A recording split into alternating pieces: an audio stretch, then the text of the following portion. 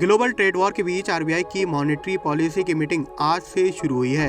ऐसे में निवेशकों, बैंकर्स और आम लोगों की नज़र इस बात पर टिकी हुई है कि क्या एक बार फिर से इंटरेस्ट रेट में कटौती का ऐलान किया जाएगा। इससे पहले फरवरी में हुई एमपीसी की बैठक में लंबे अरसे के बाद इंटरेस्ट रेट में कटौती की गई थी। अब उम्मीद जताई जा रही है कि आरबीआई एक बार फिर से रेपो रेट को घटा सकती है।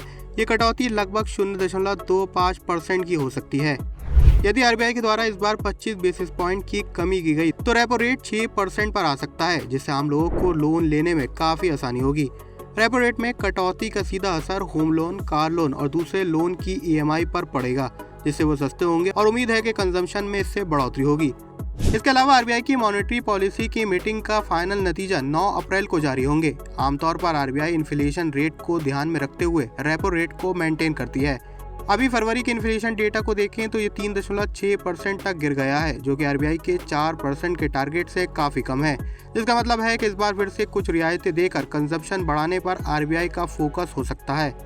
इसके अलावा टैरिफ वॉर की वजह से भी कटौती 0.25% से बढ़कर 0.35% तक की भी हो सकती है।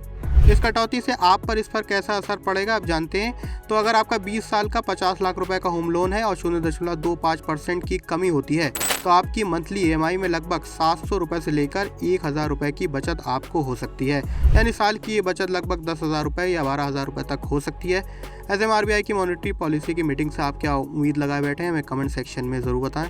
फाइनेंस और शेयर मार्केट की दूसरी सभी खबरों के लिए पैसा लाइव को लाइक और सब्सक्राइब ज़रूर करें।